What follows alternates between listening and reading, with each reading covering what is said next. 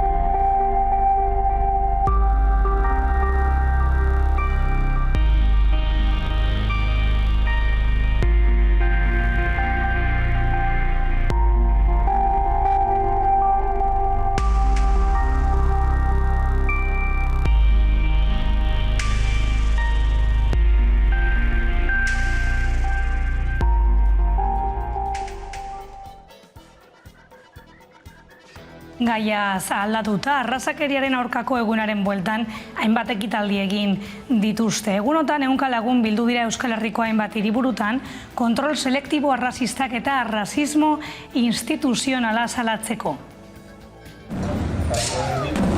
Ekitaldi ugari egin dira arrazakerearen eta xenofobiaren aurkako nazioarteko egunaren harira. Gipuzkoako Medicus Mundi SOS arrazakeria eta gobernuzkanpoko erakunden koordinakundaren eskutik arrazakeren eta xenofobiaren aurkako 25. martxa egin zen igandean, Pasaia eta Donostia artean. Irun eta Hendaia arteko mugan ezarritako kontrol selektiboek pertsona migratzaileak babesgabetasun egoeran uzten dituztela salatu zuten. Iaz orotara 7 migrante hil ziren Euskal Herrian migrazio bideetan. Aurten ere martxoaren 12an migrante bat desagertu zen Bidasoa ibaia gurutzatzen ari zela. Bilbon aldiz SOS Razismo Bizkaiak eta ongi etorri errefuxiatuak Bizkaiak deituta arrazismo instituzionalaren salaketa ekarri dute erdigunera. 100 pertsona batu ziren astelenean arrazismo instituzionalaren aurkako aldarrira. Hizkuntza, arraza eta adin aniztasuna izan ziren nagusi. Iruñako Gaztelu plazan ere jatorri ezberdinetako 100 pertsona inguru batu ziren asteleen eguerdian arrazakeria eta xenofobia salatzeko xedez.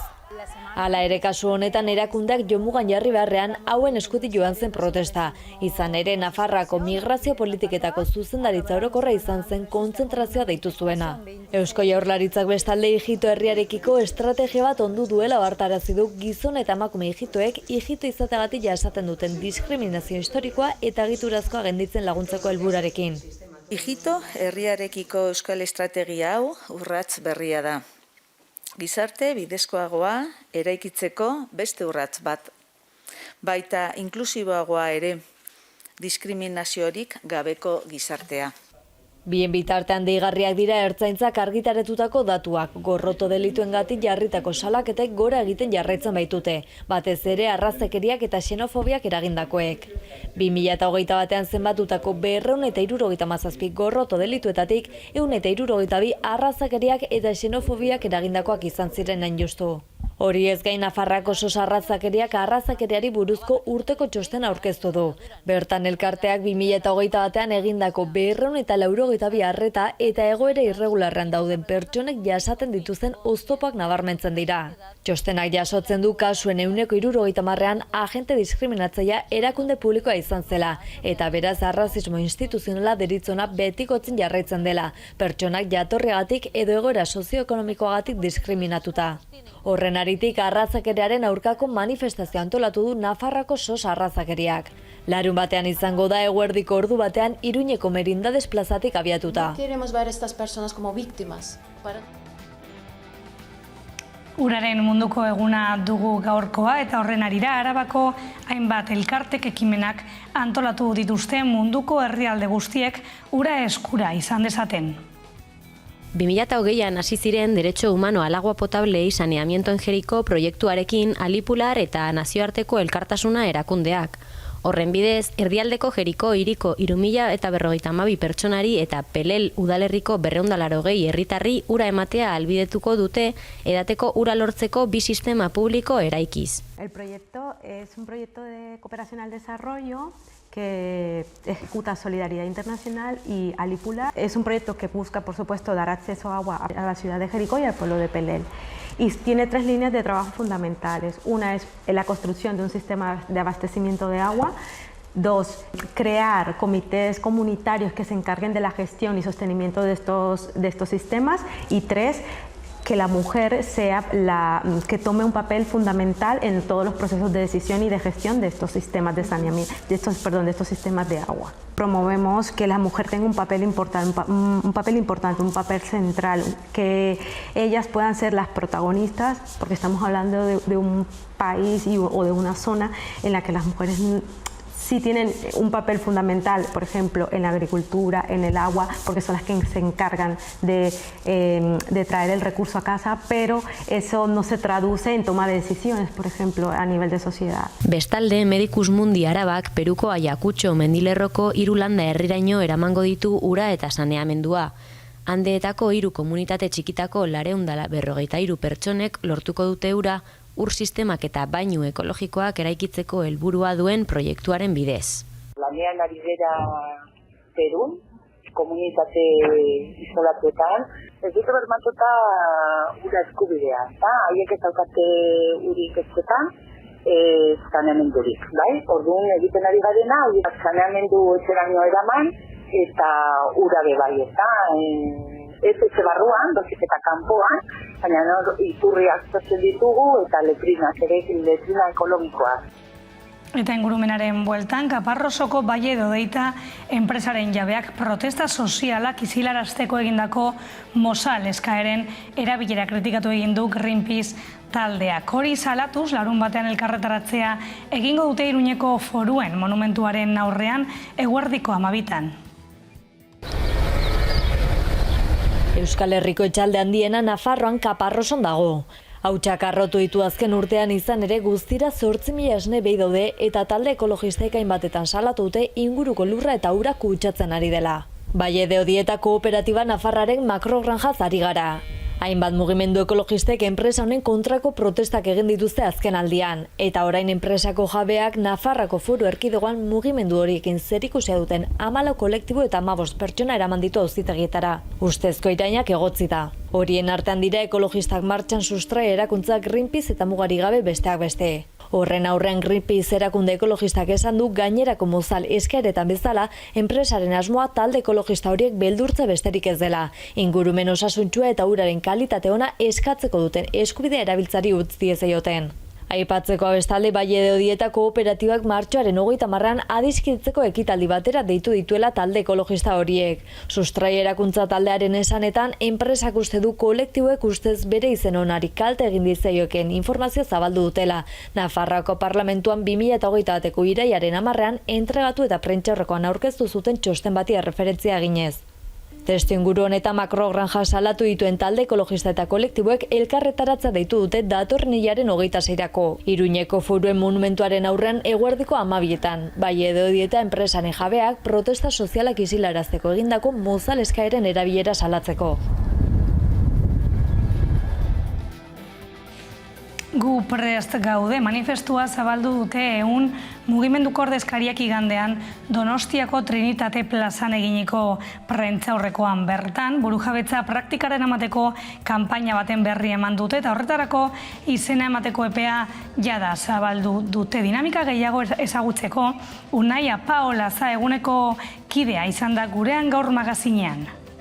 Burujabetza horiek praktikan jartzeko egin dugu ezta, eta horrek esan nahi du, azken finean, aukera ematen dugula eta aukera bat luzatu nahi dugu jendeari, protagonista sentitzeko, sujetu sentitzeko, eta burujabetza praktikara eramaten laguntzeko ezta. Orduan gendu nahi izan zen, pasadan larun batean, prentsaurreko bat hori dena publiko egiteko, eta orain maiatzak 14 bitartean, modu erraz batean, izena emateko aukera hongo da, ez? Izena emateak zer esan nahi du, ez da txikimendu huts bat, hor 2 konpromiso hartzen dira, hor jartzen du, horko izena emateko hortan, eta bat izango litzateke, maiatzaren 14ean, ekitaldi publiko batean, aurkeztea konprometitzen zerala, eta bigarren izango litzateke egunetikan proposatzen ditugun burujabetza ekintza diferentetan parte hartzeko prest zaudela.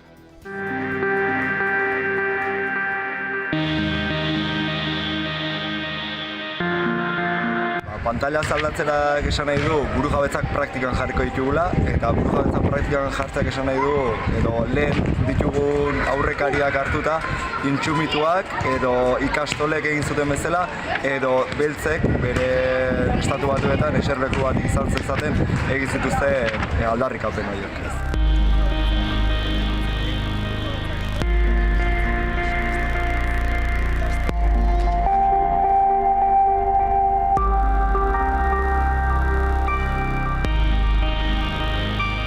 Zergatia da, nazkatuta gaudela behin eta berriz eskatu dugula burujabetza hori eta inork ez digulako emango lapurtu dizku duten burujabetza horiek. Frantziak, Espainiak, kapitalak edo erdarek kendu dizku duten burujabetza horiek ez dizku dute itzuliko guk hartzen ez bali maitu.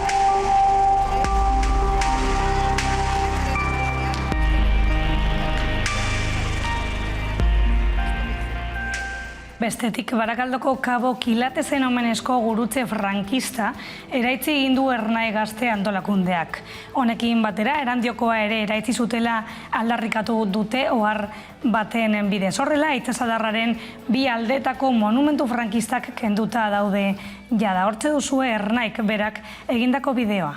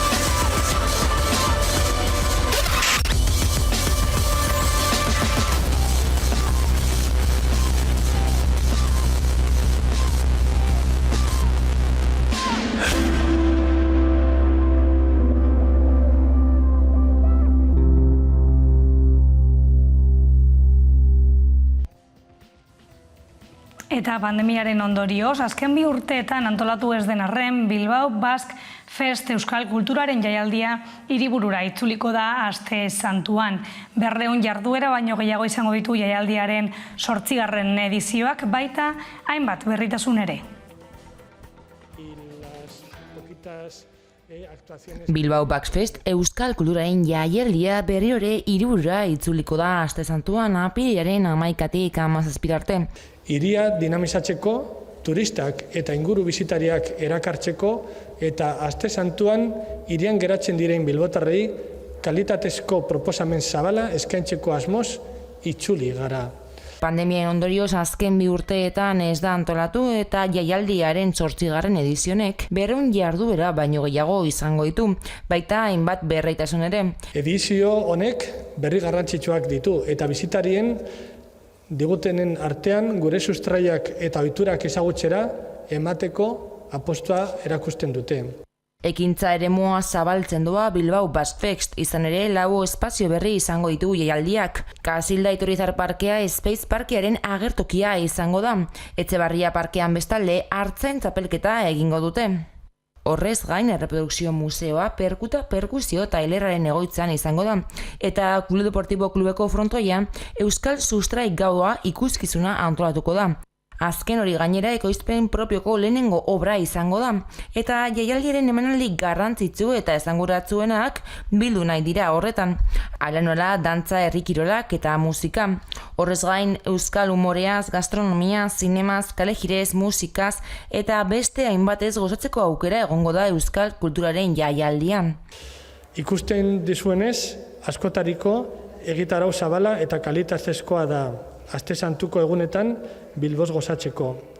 Aurtengo edizioan halaber, ostalaritzako eta merkataritzako ia 300 establezimendu jaialdira atxikitu dira. Eta ordutegia zabaluko dute, baita Metro Bilbauk ere eta jai egunetan ordu biak arte egongo da abian. Eta kulturarekin jarraitu, Arabako Bertsozale Elkarteak Laudioko Aiaraldea ekintzen faktorian aurkeztu egin du 2022ko Arabako Bertsolari txapelketa. Apirilaren batean hasi eta ekainaren 11an amaituko da guztira. 30 bertsolarik hartuko dute parte aurtengo edizioan.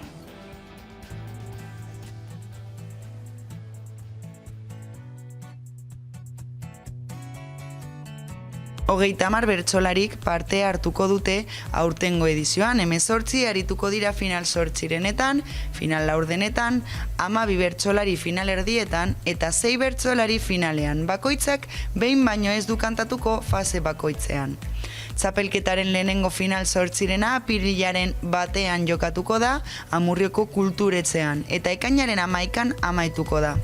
5 final 8 3 final 4 2 final erdi eta finala izango ditu txapelketak. Final 4denak Dulantzin, Zigoitian eta Aramaion izango dira, final erdiak Araian eta Izarran eta azkenik finala Gasteizko Europa Biltzar Jauregian Maria Maestu auditorioan. Azken banakako txapelketan, 2019an, Arabako bertsogintzak, bertsolaritzan eta euskalgintzan egindako bidea nabarmendu nahi izan zuen txapelketaren bitartez. 2022an ere, bide horretatik jarraitu nahi dugu. Hasi, erori, altxatu, makurtu, abiadura bizitu, apurtu, segi, moteldu eta aurrera. Urtarrilean zen astekoa 2022ko txapelketa, baina COVID-19 pandemiaren bilakaeraren ondorioz hasiera atzeratzea erabaki zuten antolatzaileek. Eta gaurko albistegiarekin amaitzeko, hortze duzue Mintzakoa Derrian inguruko informazioa klik batean. Horren bueltan, elkarrizketari irekiko diogu tartea orain arte.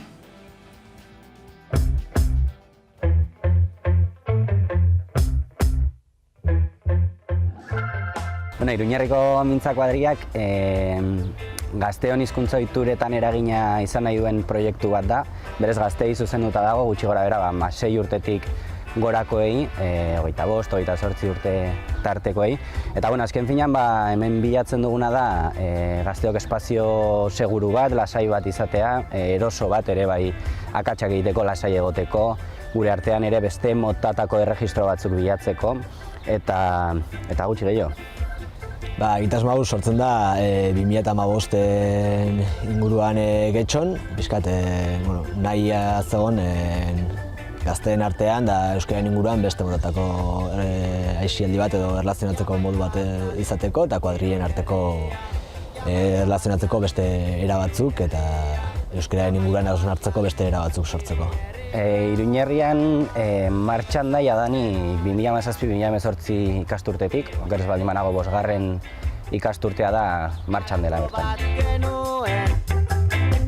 Euskal Herria behar, zeloak diren sustraiat, jaierriko denetan. Proiektua berez zuzenduta dago 16 urteetatik aurrerako gazte euskaltzalei lagun artean euskeraz aritu nahi dutenak eta beste kuadrilla batzuk eta ezagutu nahi dituztenak eta beste motatako jarduera batzuk egin euskeraz eta euskararen inguruan. Hori pixkat talde bakoitzak erabakitzen du, batzutan izen ematen dute talde moduan eta beste batzutan banaka eta orduan hor saiatzen gara edo talde bat osatzen haien artean edo beste talde batzutan sartzen, baina gero pixkat haiek antolatzen dira haiek duten disponibilitateen arabera, eskatzen dena da astean behin elkartzeko euskeraz ordu bete hitz egiteko, baina haiek erabakitzen duten nola egin hori. Egitasmoan ere parte hartzen duten profilen artean bai aurkitzen dugula jendea gaitasun batzuk dituela, beste batzuk dituena. Guk eskatzen duguna azken finean, proiektuan euskaraz aritu behar garenez ez, hori dagoenez oinarrian, euskarazko elkarrizketa simple bat edo izateko gaitasuna izatea. Geroan bai ikusi izan dugu, daude kasu batzuk hasi zirela igual gaitasun batekin eta gaur egun inkluso unibertsitateko irakasleak direla ez, euskaraz.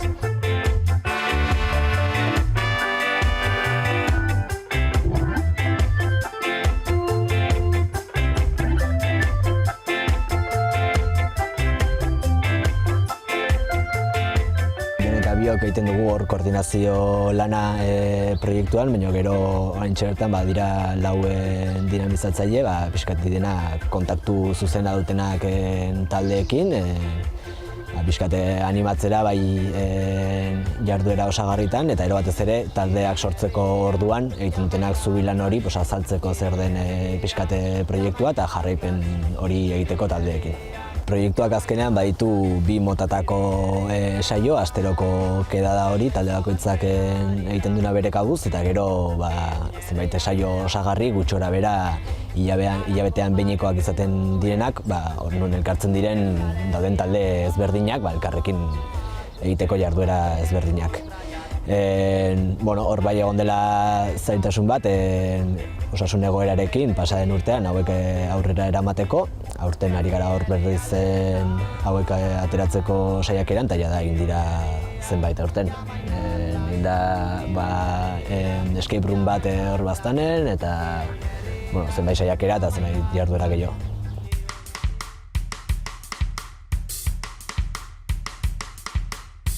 Bueno, nik uste dut gazteleiraz lagun artean egiteko ohitura nahiko naturala eta nahiko inertziazkoa dela, ez?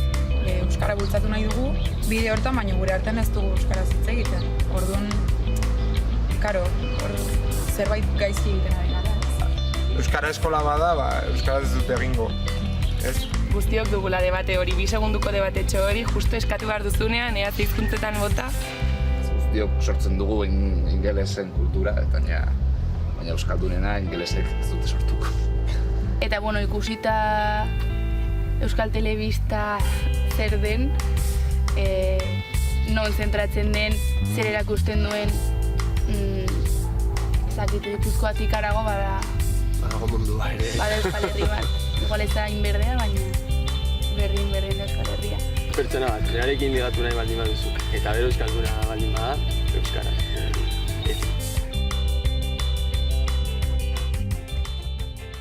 Bueno, azken finean 2020an sortu genituen bideo horiek bai izan ziren, geunden osasun egoerak baldintzatuta pixkat izen emate kanpainara begira eta sortu genituenak, baina bai onartu behar dugu gero gauza oso interesgarriak agertu zirela bertan. Azken finean hausnarketa, espazio bat eman genien ez gazte batzuei hausnarketa batzuk egiteko, bakoitzak bere esparrutik, azken finean alde batetik musikari batzuk ditugu, beste batzuk ez dakit hezkuntzaren inguruan aritzen direnak, beste batzuk gehiago parrandaren inguruan.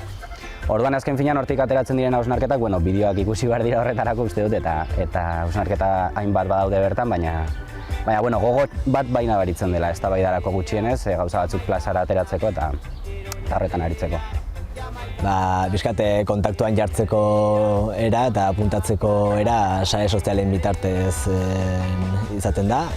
Dago bai Instagrameko profila, nola Facebookekoa, hor kontaktuan jartzeko. Eta hortaz gain ere, ekintza osagarritan adibidez, plazak betetzen ez direnean, bizkat izen emana duten gazteekin, bai egiten dugula saiakerari, bizkat irekitzeko ingurukoei, eta hola ere horren bitartez, igual ezagutzera emateko, eta aukera izan daiteke, igual oraintxe bertan oso argi ikusten ez duen jendeak edo, bizkat ezagutzeko eta ikusteko zer den eta zer mugitzen den hor. Jarrai bezala urte luzez eta mila esker. Mila esker. Iruin herria, Jamaica Clash.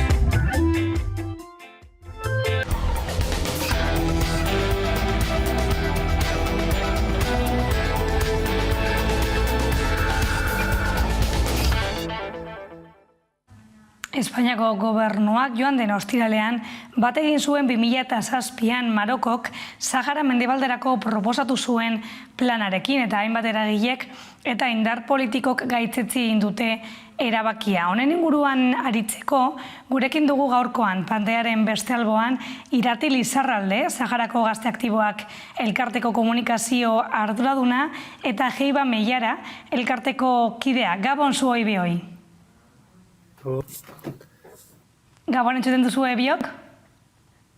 Bai. Gabon. Bai. Hasiko gara ondo baderitxo zue Iratirekin. Irati, konta iguzu pixkate zein da zuen iritzia azken berri honen inguruan? Bueno, gu Juventud Aktiba Saharauitik guztiz gaitzesten dugu Pedro Sánchezek izan duen jarrera, eta iruditzen zaigu beste behin Saharara traizionatuak izan direla. Hala ere, azpimarratza gustatuko litzaidake nola egin duen jokabide hau, ezta? Azkenean, orain momentuan mundu mailan daude hainbat gatazka, eta gatazka horien oihartzun handi horren menpean egin du jokabide hau Mohamed VIgarrenari bidaliz gutuna. Eta azken finean, Marokotik irtendako komunikatuaren bitartez ohartu garela, eta ez Pedro Sánchezen azalpen batekin. Beraz, guztiz gaitu erabaki hau. Hori zen hurrengo galdera zuretzat Irati, Marokorekin hasitako aro berri batez ari gara, 27 urtez mantendu den neutraltasun hori alde batera utzita eta galdera da zergatik hartu duen orain erabaki hori. Bai, azken finean, Marokori krisi diplomatikoak izatea bien artean ez datozke bate ondo. Orduan, azkenan krisi diplomatikoa izteko bien partetikan, eta gero bestetikan Marokok, Espainiak, Estatu Batuak eta Frantziak dituzten interesak elkarbanatzeko. Espainian nazioarte mailan nahiko hau dago, eta beraz haiekin interes politiko-ekonomikoak baditu. Etortzen zait burura, Julio Angitak diona, ezta? Nola indar ahula dela Espainia indar politikoen aurrean, baina gero bea indartsua dela ahulen aurrean. Eta nabarmena da. Eta, Jeiba, zer suposatzen du erabaki honek, Espainiako gobernuak hartutako erabaki honek Sahara herriarentzat?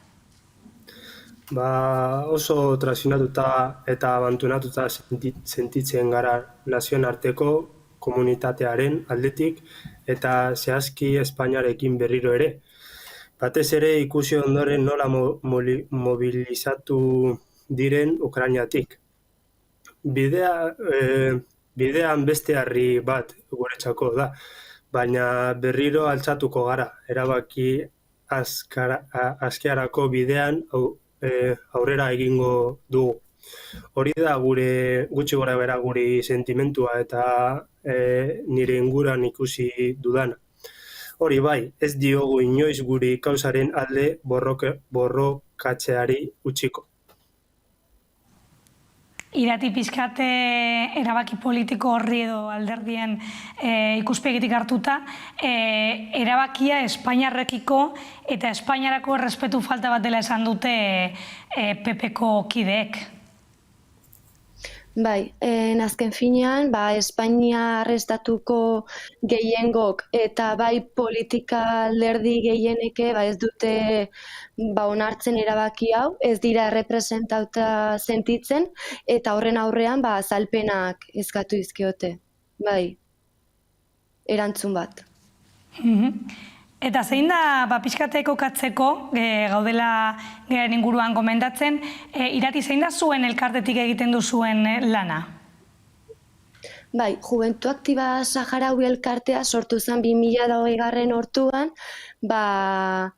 pixkat COVID-19 pandemia ematen zituen ondorioak errefuxiatu kanpamentuetan laguntzeko.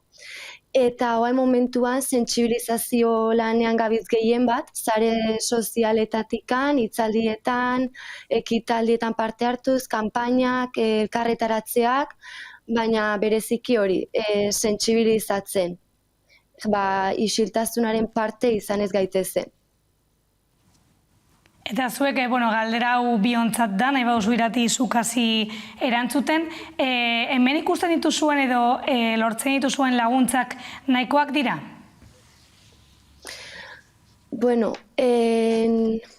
Nik pertsonalki hau arazo politikoat bezala ikusten da, eta ez arazo humanitarioat bezala. Beraz, kanpamendu errefuxiatuetan ematen dian laguntza guztiak beharrezkoak dira, baina hala eta guztiz arazo politikoa dela ezin da ahaztu. Eta horri amaiera politikoak eman behar zaiola. Orain laguntza handiena emateko Sahararrei eta bereziki kanpamendu errefuxiatutan dauden pertsonei, bereziki aurrei, oporrak bakean programaren bitartez izango litzateke. Hemen bertan euskal familiok, harrera familia izan gaitezke, Saharar aurrak karriz gure etxetara bila betez. Eta laguntza oro har, kanpamendu errefuxiatua nahiko eskasa da. Eta zuke, Jeiba, erabaki hau espero zenuen? Azken aldian, Algeriarako hurbilketa bat ikusten nuen. Uste kabean harrapatu nau, mundu guztia bezala uste dut. Baina Morrokoarekin eta bere txantaia politikoarekin dena posible dela ikusi dugu. Meliako jauziarekin ikusi dugu, Kanarietako immigrazioarekin.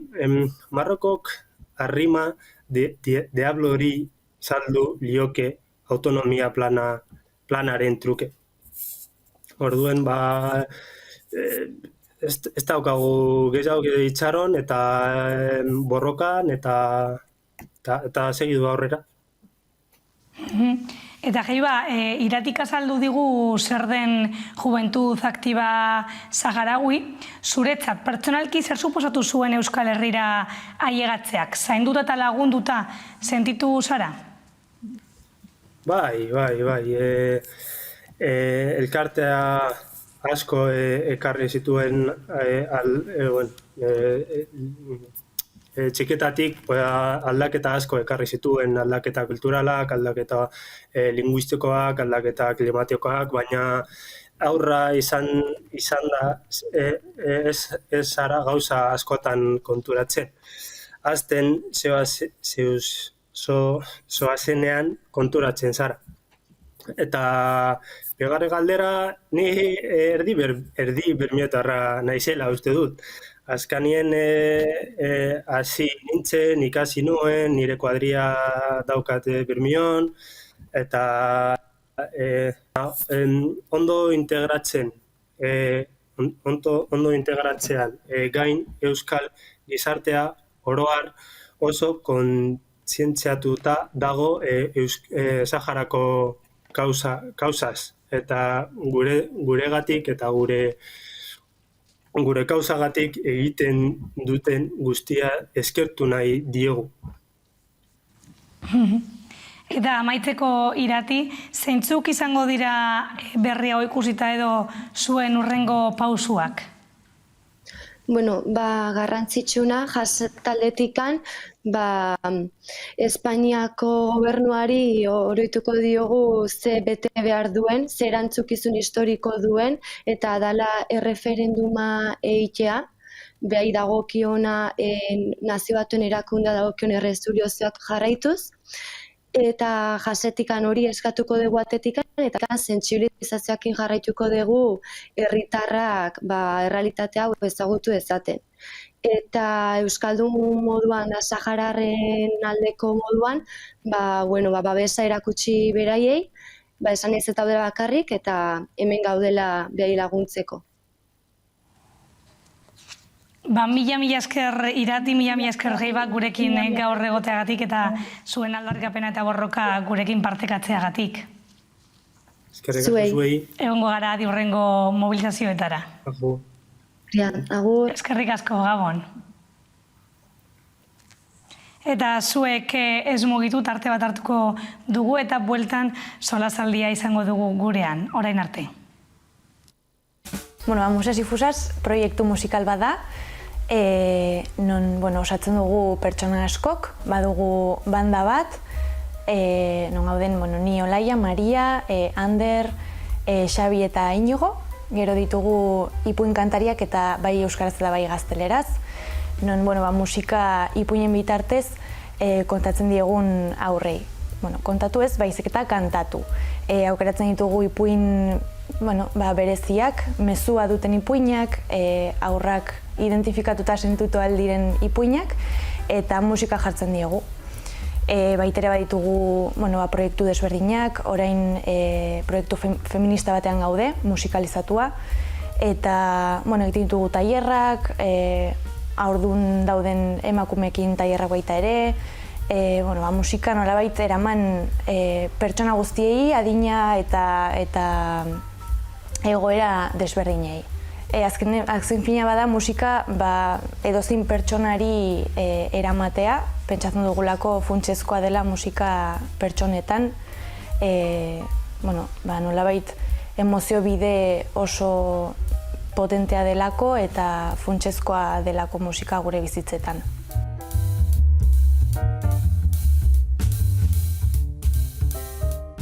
Kaba Inurria lau emakumek sortutako ipuin bat da. Hemen, Diana eta Bio gaude, baina idazlea Adriana daukagu eta musika konposatu duena Maria. Diana ilustratzailea da eta ni itzuli nuen euskarara ipuina. Kaba ipuina bada guztiok sentitu gaitezke noizbait gure lekuan ez gaudela, ez? Eta inurri oso ausarta bada, bere inurritegian bizi da eta badoa esploratzea kanpora eta badoa bere lekua bilatzen, ez? Ausarta dela esaten dugu, zeren bera entzuten da, ez? Bere burua entzuten du eta zer nahi duen jakiten du bere emozioak entzuten. Eta horrela bere bidea eramaten du. Kaba inurriaren istorio txiki bat da, baina hori joaten zarenean aurrerantz ipuinean ikus dezakezu, zenbait balore ere dituela eta hori aurrentzako produktu bat bezala atera dugula, baina errespetua beti oso bizia izanik hori haurtzaroarengan. Eta hori istorio txiki bat da, Olaiak lehen esan duen bezala gure protagonista inurri txiki bat da, eta egiten duena inurri hau da, bidai luze edo, erronka bat suposatzen duen bidai bat. Bide horren bitartean aurkitzen ditu zenbait pertsonai, eta ikus dezakegun nola jartzen da harremanetan beraiekin edo zer gertatzen da beste pertsonai anitzekin elkartzen denean.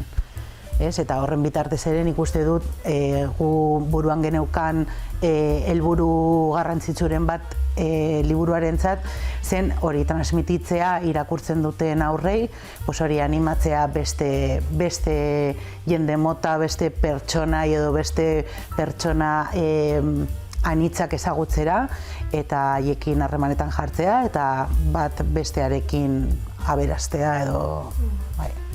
Esan beharra dago baita ere ipuin musikalizatua dela.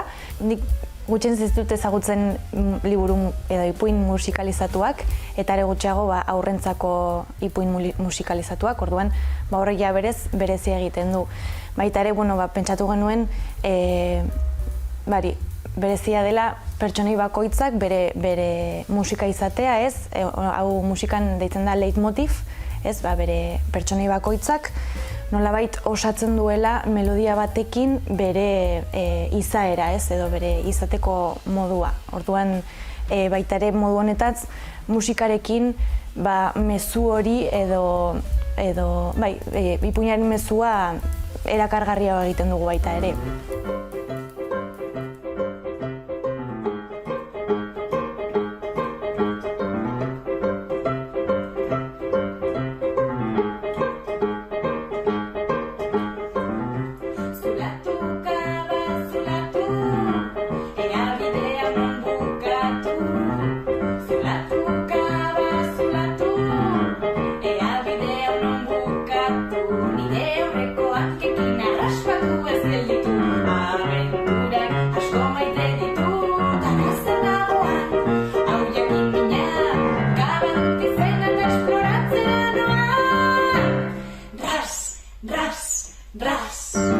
Non eskuratu dezakegu hemen Labaletan, Herripagainako auzoan, hemen dago salgai eta baita ere Musasifusasen webgunean, dela musasifusas.com.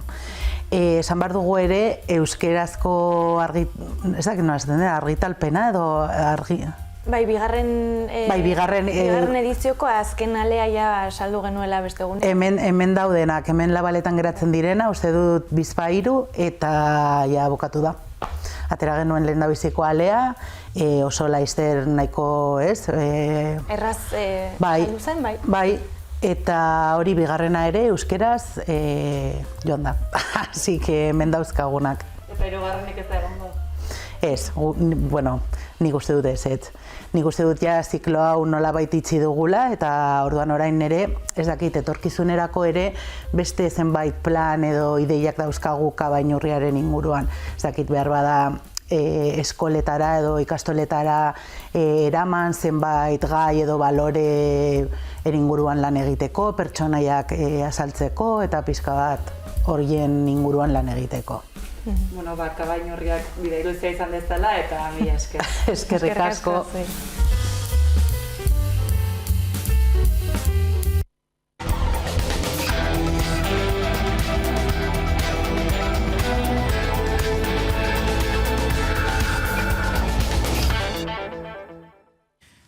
Gabon berriro gaude gaurko solasaldian, gaur gurekin Nekane, ondotorri, eta Izar ondotorri bebai.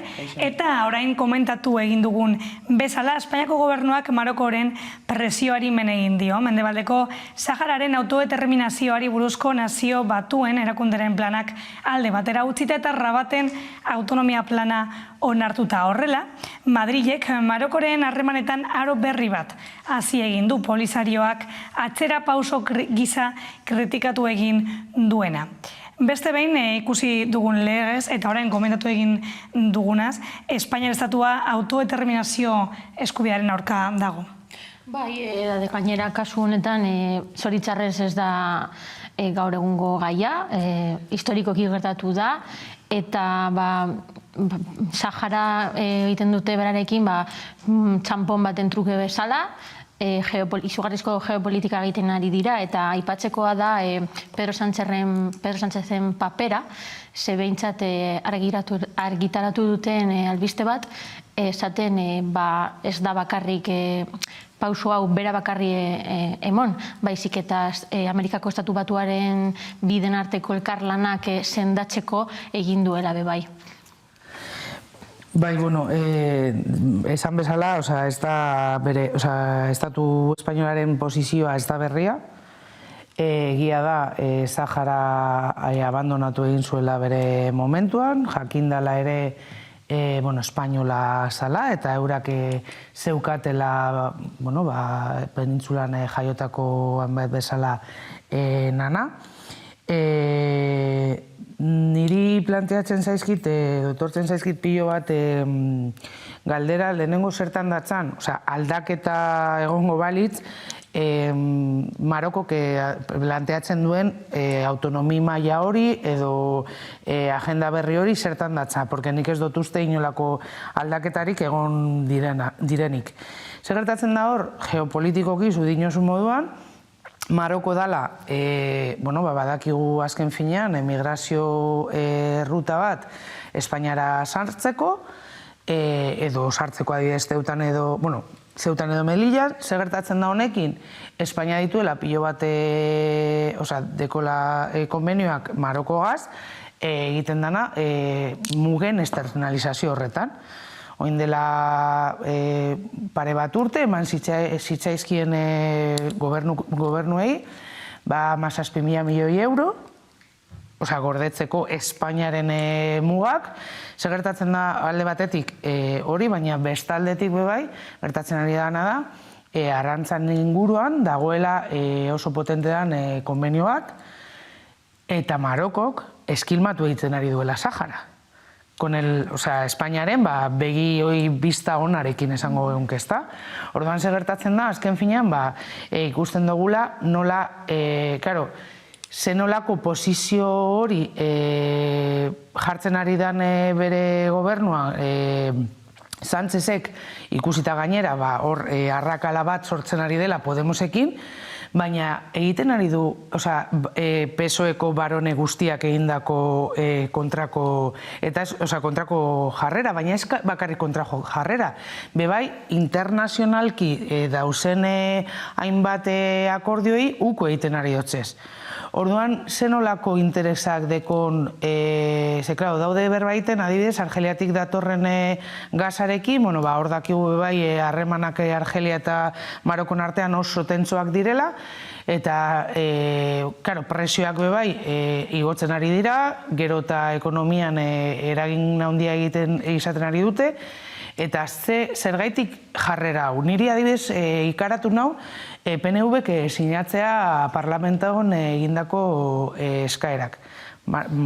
Podemos hainbat RC-ek, ez dakizer, sinatu inda eta justo begiratzen dugu, ikaratu nau, ez? Jakinda bebai zergaitik jarrera hau, ze beti egon dira como hor, itxaso baten, oreka bilatzen, baina ez, euren postura ez da izan, bebai Euskadin, Sahara komunitatea oso potentea da, bebai, ez? Orduan, ze interesei erantzuten die, ikusiko dugu egunak pasatzen diren heinean.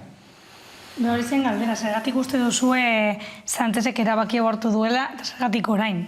Nik uste dut astean zehar ikusiko dugula, ez dakit, ostegunean egongo dela Europan Kontseilu Europarra, eta han Pedro Sánchezek joango da bere burua sendatzera, edo batzutan pentsatzen dut Merkel bat izan nahi duela, eta, klaro, azkenean Espainia Europa mailan ez dauka pisurik. Eta orduan nik uste egiten ari dela mugimendu hauek bere papera sendatzeko, eta hemen nago ni, eta ikusiko dugu bebai zer gertatzen den Argelekin, ze esan dute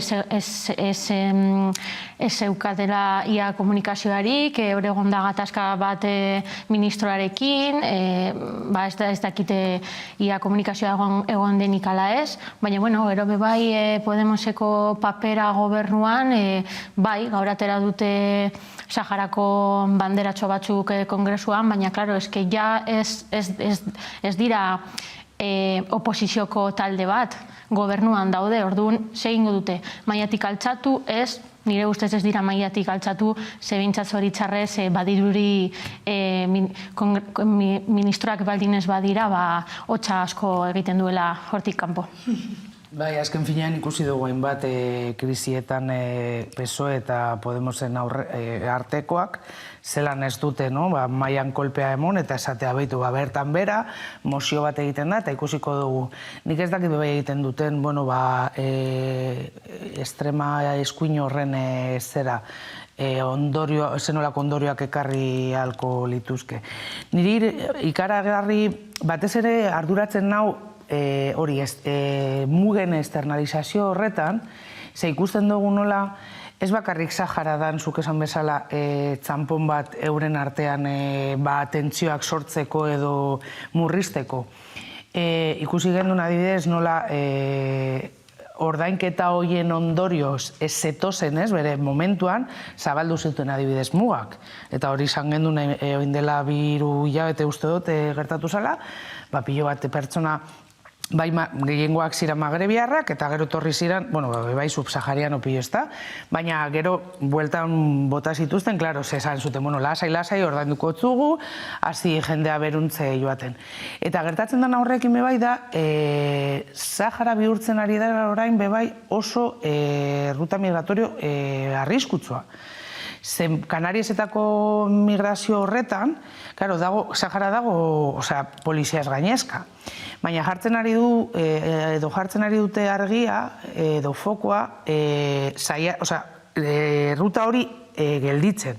Ruta horretan dagoen kilometro dira 250, gutxi gora bera, 250 piko edo 80 piko. Ez dugu goratzen oso ondo.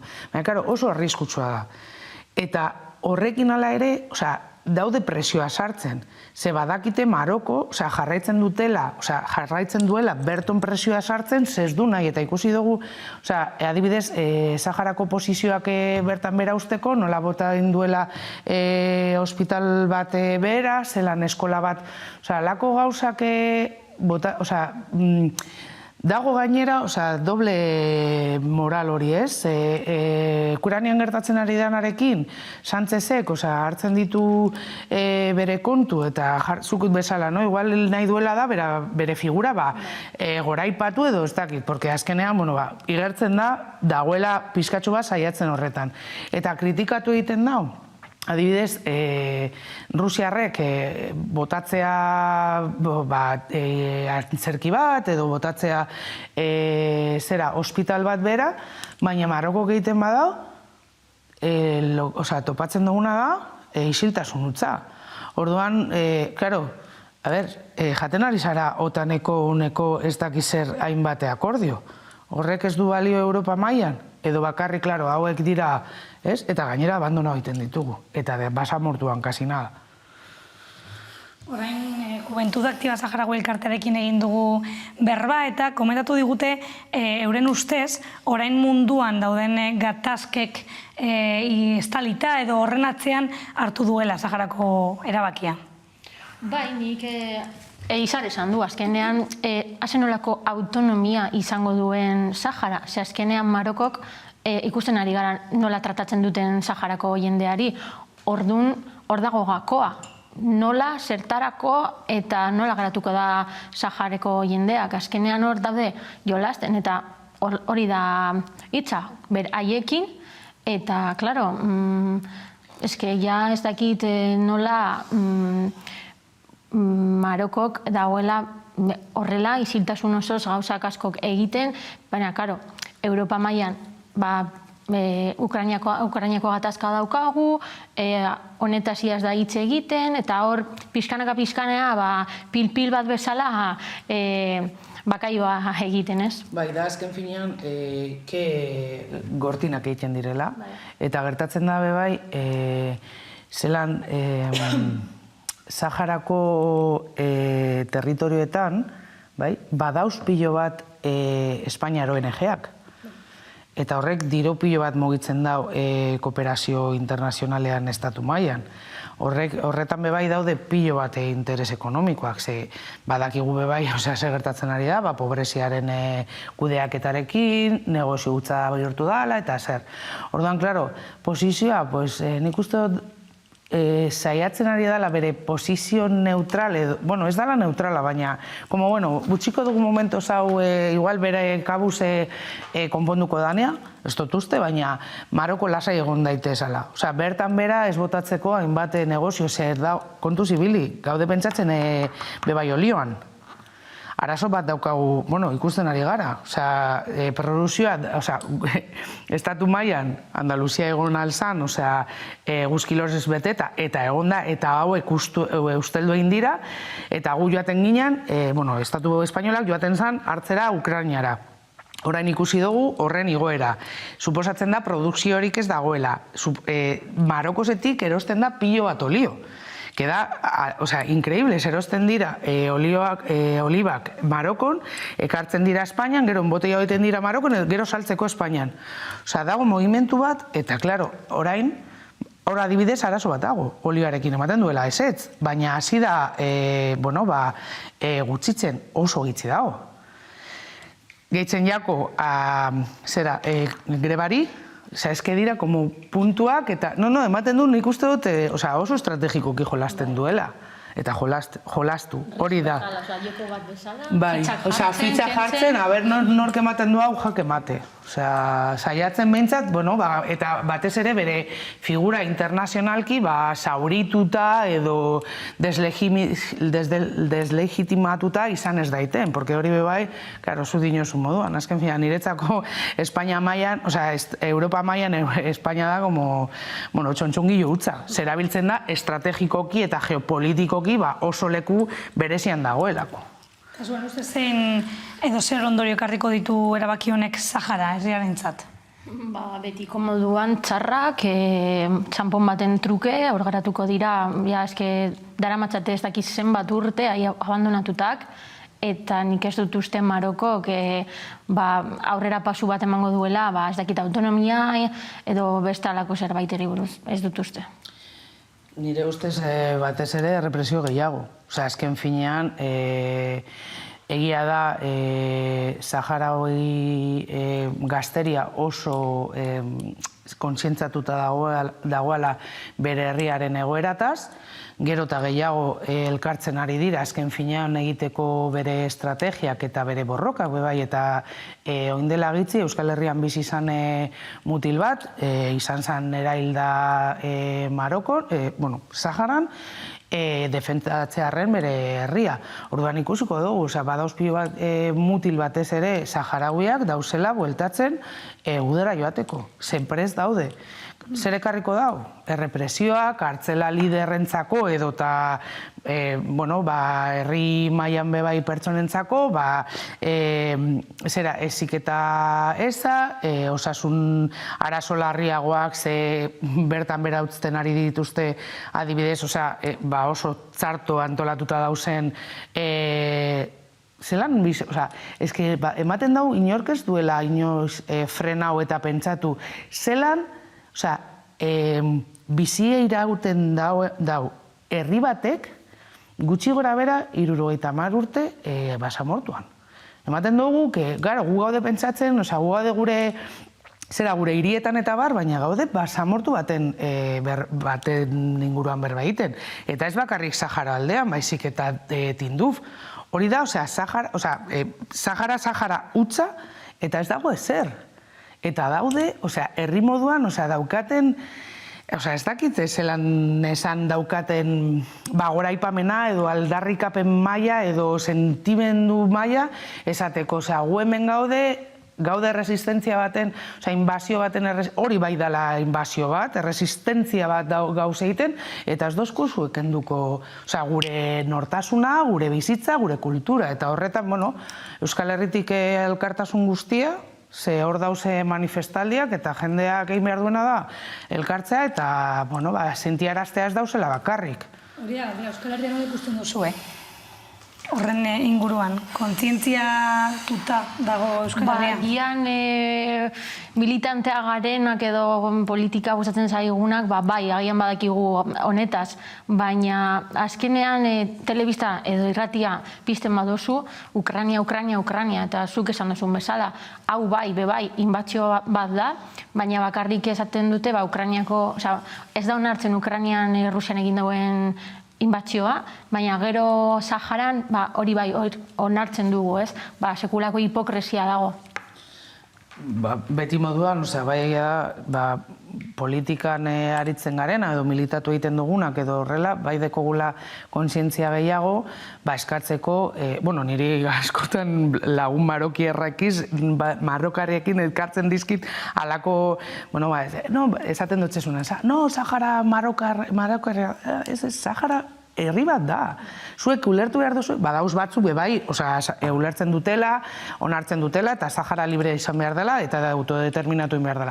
Baina bai, gero dagoz lizkarra, euren artean, bidez manifestaldietan ikusi dugunean, bebai provokazioak dauzela, eta baina nik uste dut, edo adizkidetasuna egiten dugunean bebai Saharar pertsonekaz, ulertzen dugu gehiago, saiatzen, eta gustatzen jako nahi, azkenean ikastea, ez? Zer da, guri gertatzen zaigun moduan. Nazio bat garela, baina gaudela gure autogobernuan baina limite batzuekin, karo, ni konparatu bez, hori basamortu baten egoteaz, baina beti hori eurekin elkartasuna.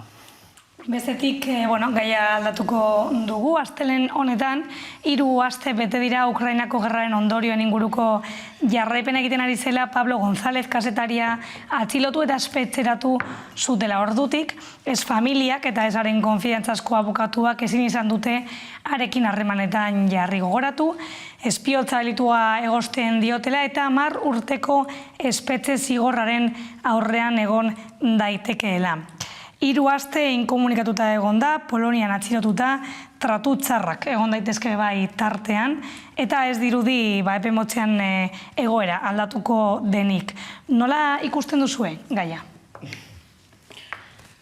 Simbolikoki egon aldot zeo zer? Zer orde? Hau da, Eusko Jaurlaritza aurkeztu duen gerrealdia edo aldarrikapena bere inguruan berbaiteko eta esateko zer gertatzen da preso batekin atxilotuta dagoena, bahituta dagoena Euskal Herritik kanpo. Horrekin gero, bueltatuko dugu esatea errentzer egiten dauzen, ezer. Eta egongo direla tratu txarrak, nik ez dugu tinolako dudarik horren inguruan. Gero, normalean egiten dugu berba, este herrialdetan ez dagoela hori askatasuna, eta ez da Ukraina edo Rusian, Europan da, Polonian. Eta bebai esatea, zoritxarrez, kaseteri askok, hemen daudenak, ez dute zer esaten, honi buruz. Gerran daudenak, aipatzekoa da, segurtasun arira ezin dutela gauzak asko esan, azkenean ez daude hemen, beste herrietan daude, baina hemengoak izugarrizko isiltasuna dago eta bintzat, bai, agian espero behar dugu ea zer gertatu den, baina eske askatasun falta dagoenean ezin da itxaron. Eta egia da, eta bada oso kasetari gitzi dauzela honen inguruan berbaiten, baina tokea jaso da bez. Gutxi honetaz berbaiteari. Zergaitik, ze nolako interesak daude atzekaldean, non dago prentza askatasuna eta eskubidea eta informatuta egoteko eskubidea, Ze gertatzen da honekin, alde batetik ikusi dugu zelan prentza Ukrainiatik kanpo joan da, daude mugetatik, gehiengoak daude mugetatik informatzen. Claro, ze gertatzen da, irudien manipulazioa dagoela, pilo bat irudi erabiltzen ari direla, ez direla Ukrainiakoak betetzeko, porque ematen du bete behar da girela pilo bat ordu eta ordu, jendeak desinformatzeko, porque nik ez dut ja ezer ulertzen, zergaitik egunero ikusten dugu saiatzen ari direla, mai politiko bat egiten, akordio bat heltzeko, inork ez du emoten bere eskua hau aldatu deitela, zenolako interbentzioa egongo da, porque OTANek, egin duen interbentzioa da, Ukraina armatu. Baina ze gertatzen da, hasten direnean, ez heltzen bai kapitalera, bai eta jasotzea dana. Zeingo dabe, Europako beste herrialdeek sartuko dira eta ingo dugu Europa mailan 3. mundu guda. Porque ematen du, eta horrengoa ez da izango, esan pasaren astean esaten gendun. Hauek daukat botoi gorria. Orduan, ematen du ez, inori ez jakola importatzen adidez gizon hau pairatzen ari duela. Ez ez da, bakarrik Euskal Herritik, edo Euskaditik gobernuak ez duela ezer esan, baina Estatu Espainolak, bez, hau gertatu da, espionajein, da, tela. Da, posible kasetari bati espioitza delitua egotzina izatea. Nun geratzen da hori? Claro, azkenean pizkat airean dago, ez dago frogak edo ez dakit nola esan aldute hori dela, ez pizkat dana airean edo ez dakit nola... Zelan egotzi aldotzi 18 urteko bimutilei terrorista izatea, adibidez. Niri ez zaite zer ikaratzen, azken finean estatuak deko indarkeri instituzionala eta horren inguruan, eta horren bidez, egin alditu nahi duena, zuri leporatzeko nahi duena. Eta azkenean, gero segertatzen da, tratu txarrak erabiltzen dutela. Eta esango duzu zure ama ez dela zure ama. Eta gertatzen da, eta ikusi dugu. Eta ikusten dugu zelan, badauz pilo bat pertsona, sinatu dituztela, hainbat lepokoak hartzen eta eurenak eginda, gezurra izan arren, ez jarraitzeko pairatzen ari tratu txarrak. Ze tratu txarrak, torturaren inguruan hemen Euskal Herrian asko dakigu, eta zenolako eraginak egin aldute, bai fizikoki, azken hauek esango duke sendatzekoak, libianagoak izan daitezkela, baina psikologikoak, badakigu pertsona pilo bat tortura jaso dituztela, eta momentu horretan hil ziren. Psikologikoki hil ziren. Orduan horrek, zenolako ondorioak dakartzaz bere bizitzentzako, ez? Orduan, niri ez zaite ikaratzen gobernu batek egin alduen montaje hauek, minulako... Eta amaitzeko beste preso baten inguruan hitz egingo dugu, Iban Kolona hil egin da, Korsikako militante independentista ezaguna. Kolonak ia 3 aste zeramatzan koma, hilabete hasieran espetxean jasandako eraso batengatik. Erinak prefetearen hilketagatik zigortu zuten, Irlako mugimendu nazionalistako ikur eginda geroztik. Zein da zuek horren inguruan gertatu egin den aurrean edo egiten duzuen irakurketa? Azkenean argi dago espetxe politikoak eta espetxe segurtasuna utzi egin du. Uste dut gainera zela izugarrizko segurtasun espetxe bat, eta nola da posible espetxe batean gertatzea. Parekatu aldugu Euskal Herriaren egoera eta dispertsio zigorra, ze gizon honek ez zegoan bere Irlan hori hasteko. Eta hau, esan dugun baten baino gehiagotan, ez da bakarrik eurentzako zigorra, ze ziramatzan ez dakit 20 piku urte kartzelan. Imagina, gainera, irla baten egotea, bidaiatzea penintzulara, eta horrer dakartzan hainbat gauza. Niri etortzen zait burura zergaitik apirilean mugitzeko akordioa egoan, beste 2 presoekin kortzera eroateko, eta batean gertatzen da hau. Eta ez hori bakarri, gero irakurtzen, zenolako prentza irakurtzen dozun arabera, agertzen da jihadista hitza. Izan dela jihadistaren inguruan, edo ez dakiz zer, tipo bat, ez dagoela frogatuta, baina hor ja sartu dabe komponente razista. Zer da gertatzen da honekin? Gizon honek, edo gizon honek zeukan fama eta irudia bere Irlandera independentismoaren inguruan, badau independentismoaren zatitxo bat, non berba egiten ari dute, adibidez, zelan nortasun nazionalaren inguruan atzerritik datozen hainbat pertsonak ez dutela errespetatzen, ez dutela bereganatzen, eta bar, eta bar. Eta esartzen badugu erditik jihadista hitza, horrek sartu alditu komponente hori, agresioak egiteko musulman komunitatearen inguruan. Ze jendeak ez du desberdintzen jihadista musulman batetik, orduan, hau da, komun koktel molotov. Eurak botatzen dabe hitz hau eta piztu egiten dabe sarama. Eta ikusten da, zergaitik komponente hori. Hor dauz, botako dotzegu, igual honek egin dau, ez dakiz zer, no? Eta ja foko jartzen dugu, gainera komunitate baten gainean ez dutelako. Bai, barkatu. Hoi segundo, maitu nahi baduzu? No, hori jartzen dabela komunitate horretan azken finean foko guztia. Ez dugu denbora jarraitzeko, mila esker bikote gurekin gaur egoteagatik. Eta zuek gogoratu bihar hemen egongo garela berriro gaueko 9:00 laurden gutxitan eguneko gakoak aztertzeko. Mila esker eta gabon.